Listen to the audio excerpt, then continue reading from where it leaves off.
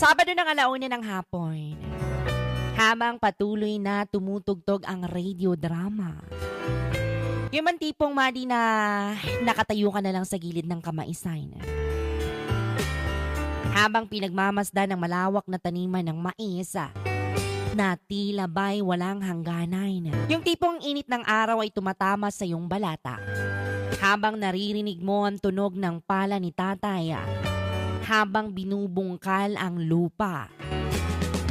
Yung tipong ang buong pamilya ay masaya habang nagmemeryenda. Nilalagok ang malamig na coca mula sa makintab at klasiko na baso.